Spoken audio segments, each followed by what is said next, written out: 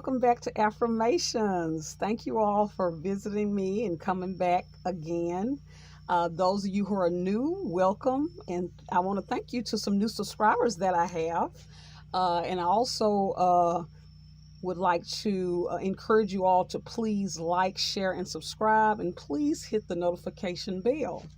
As you can see, we're actually doing a night reading, a little bit different. It was a blue full moon a few nights ago, and I actually did a silent meditation to that. So hopefully you all will enjoy that. You'll see in the description I have a scripture talking about looking to the moon and stars, okay, for certain information spiritually. And so we're going to do something different tonight. I'm hoping everyone is spiritually, mentally, and emotionally and physically well. And again, I thank you all for joining me. We have had some beautiful weather. It is starting to actually cool off, y'all. Look like we're turning a corner. Okay? And so what we're going to do, I actually have a guest. I'm so happy. I talk to you all a lot about my sister. I always reference her, and I've been trying to find a time for her to join me. And what we're going to do is we're going to select our stones. I'm going to select a stone. Actually, I'm going to let her select a stone. I am going to actually read the card and share my thoughts, and then I'm going to let her give her thoughts about it, okay? So I want my sister to tell everybody hello. Tell everybody hello. Hello, I am happy to be here, and I'm learning just like everyone else. I think we all need a bit of healing, and it helps us to be more well-rounded, and I think it'll be exciting. Yes, I'm so excited to have her. I always tease and call her the Oracle. Again, we're learning about our people. We always talk about slavery. Again, one of the things we always reference back to slavery and how it affected us, but also to the spirituality that our people have always had, being intuitive, being very spiritual. And a lot of times getting what you call spiritual kind of downloads and having an understanding and a knowing. Yes. And so that's one of the things I definitely think that she has, and a lot of people can relate to that, and some more than others. I really do, shout out to my mom. She also has a type of intuitiveness, and her family is kind of gifted in that way. So with that, what I'm going to do is I'm going to grab the stones. Y'all know how we do. And I am going to mix them up. Ooh, look at me. They trying to pop, y'all. And then I'm going to actually have her select the stone to know what topic we're talking about, okay? So here we go. I'm closing my eyes, and we are just kind of shuffling with the stones. And so now what I'm going to do is have you kind of just reach down and close your eyes. Okay. And pick a stone. Let's see. What do we get? Of course, guys, what did we get? We got the beautiful sunstone, and guess what that is? Of course, it's love life. We always joke that why do we keep getting love life? But again, one of the main ways that our people were kind of destroyed and damaged is in our love lives, because we were bred and those kind of things happen. So it's not a mistake that we keep getting this topic. So what I'm going to do is just kind of shuffle the cards and see what we get. Let's see. Okay. And better yet, let me have you pick a card. Okay. So I'm going to have her pick a card, because normally I always pick a card. Okay. We'll see what we get.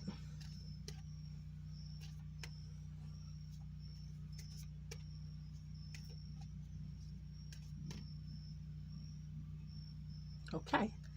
That is the card. Okay, let's see. Look and see what it says, guys. Okay, it says, when it comes to a relationship, do I have unrealistic expectations? Have I been told this before?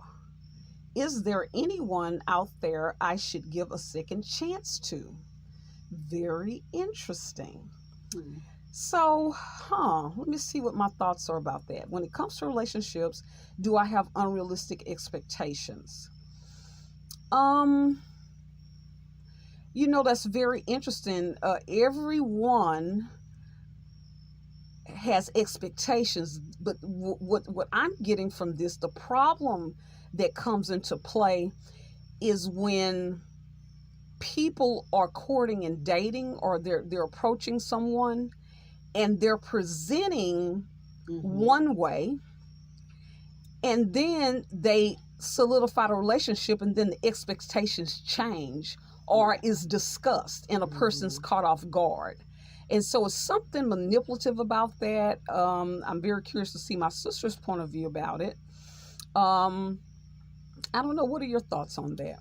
Um, I always have to reread and Okay. then just kind of feel it out. Anybody that knows me knows that sometimes I take a little while to understand a thing. So when it comes to a relationship, do I have unrealistic expectations? Um, Unrealistic expectations. I kind of feel that when people are dating or going through a process, I don't think they feel that they're being unrealistic. I think that they hope for the best. I think they hope for the best. I think when something unrealistic starts, when characteristics start emerging, okay, and then you may, or we as individuals may see that something may not mesh or work out, or it's not good for us, or it's toxic, then it becomes unrealistic because we make excuses, and we may say, well, I can change them, or um, or even it's certain things may be my fault, you know, um, or we place the blame on ourselves, or we make excuses. So I believe that unrealistic expectations may come later.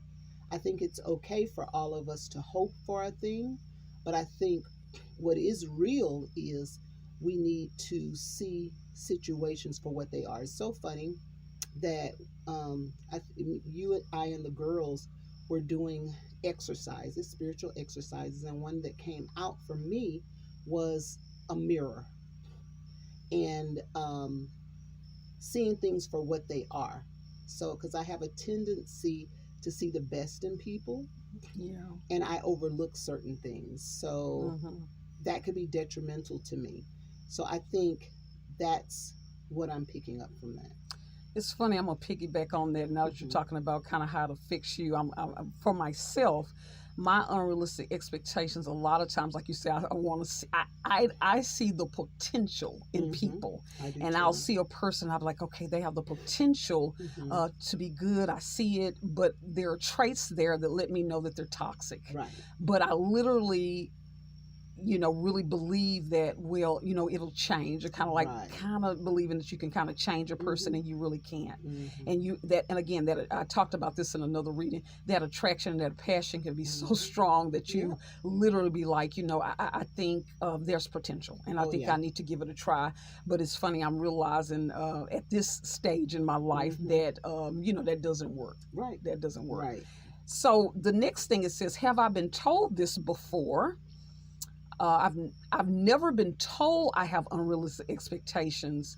Uh, I think sometimes in relationships, people are scared to have those kind of conversations. So Right. I know, the question is, yeah, do we find ourselves never really expressing our thoughts and really kind Mm-hmm. of breaking it down and being Mm-hmm. truthful about, this is what you expect, this is what I can and what I can't Mm-hmm. give? Is there anyone out there I should give a second chance to? That is very interesting. I think that'll be very different for different people. Talking about who should I give a second chance to? Very interesting. Mm-hmm. Yeah, that's something that you have to think about.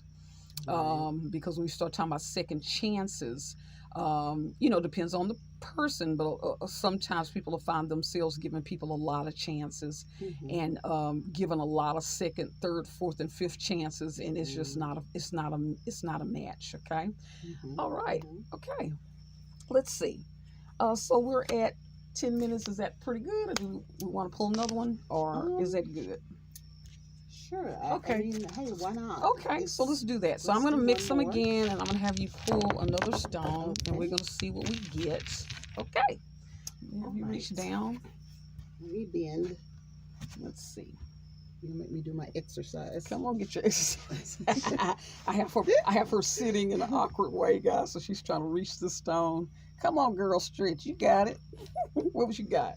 What is that? Okay, that is actually the, this is the, what is this? Is this the pyrite? The pyrite stone. Oh, okay. It's got sparkle. I think it's sparkling for us tonight. That's the work deck. That's actually the work deck. Let's see what it's talking about. And I'm actually going to have you pick again because you're the guest. Let's do it. That's what you got.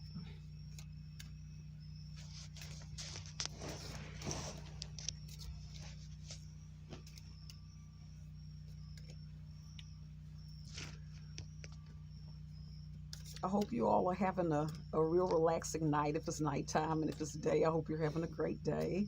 And hope you all are enjoying this. I know I'm getting a kick out of my sister finally agreeing to be in the video. So I'm hoping you all are enjoying this as well. Well, we've been definitely enjoying the nighttime. Okay, something fell.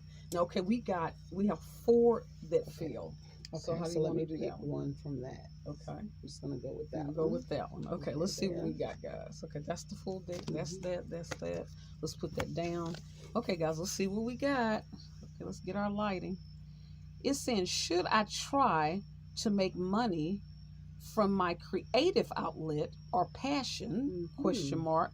Could it replace my job and become my main source of income? Wow. It's very interesting that I got one similar to this with the job one before, where we're saying, do you have a talent? And could you turn it into money? So this keeps coming out, guys. Yeah, so the question is, should you, sorry about the focus, I think, should you try to make money from a creative outlet or passion? Okay. And I think what it is if you've been asking yourself that question, then I think you have your answer. If that's something that you keep going back to, that implies that maybe where you're working, it's not satisfying, and that maybe there is a call for you to be creative and share your talent or share your passion with others. Okay, and that is the ideal situation if you can make money in that way. I'm curious your thoughts. I think it should I try to make money from my creative outlet or passion. I think we all have talents, and I kind of like the old school idea of entrepreneurship. And bartering and things of that nature. So if it's on someone's heart to create something or they have a skill, I support that sort of thing because it takes government and organizations, those type of entities out of it, where we can be more personable. We can interact and take out, the middleman. Yeah, it kind of reminds me of what we were one another card we had pulled talking about, 5-year, 10-year, and 20-year plans, and we talked about self-sufficiency. Right. It allows everyone to have if you're self-sufficient, but if you can get a whole community to be self-sufficient, that is that old way. Right. That is that old way, and that way you are able to be able to withstand anything that's going on outside of that community. You're really not affected. Okay. Right. So something to think about. And then should you replace that with your job and make it your main source of income? So I encourage you to do so. Okay. And what we normally end with, Nikki, is a affirmation card. Okay. And let me have you pick that one as well. Great. I will do the honors. What is our affirmation card, guys? What are we going to end this with? I'm hoping you all are going to be resting well. Okay. Um, and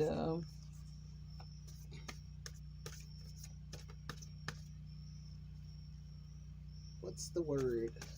okay. Yeah, there you go. A lot falling out. Okay. Let's pick from that group. Okay.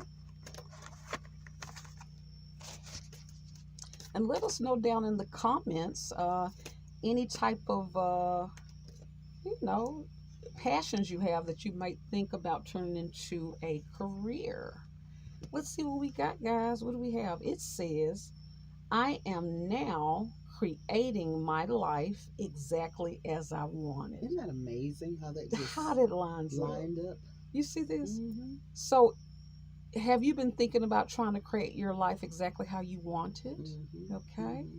And so we encourage you to do so. Any other comments about that? Well, I think the last thing that we pulled in this time is about creating. I believe it's this time and space that we're in is birthing a lot of different things, and I think that we should not be afraid.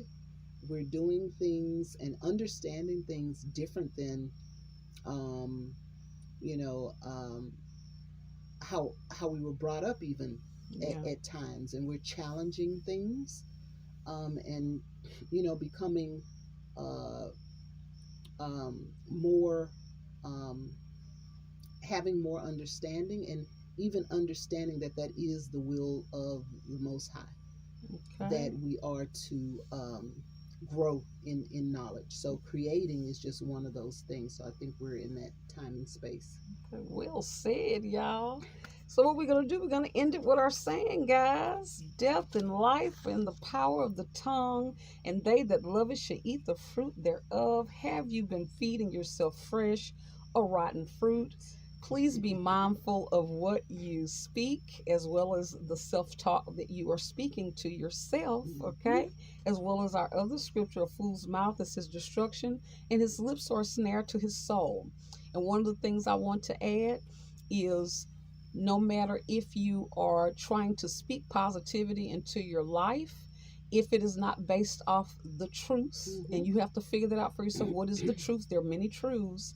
It will either not last or it won't be birthed at all. Okay. And so, with that, I want you all to have a great evening, and thank you so much for joining me again. Please like, share, subscribe, and hit the notification bell. And thank you. Bye. Bye.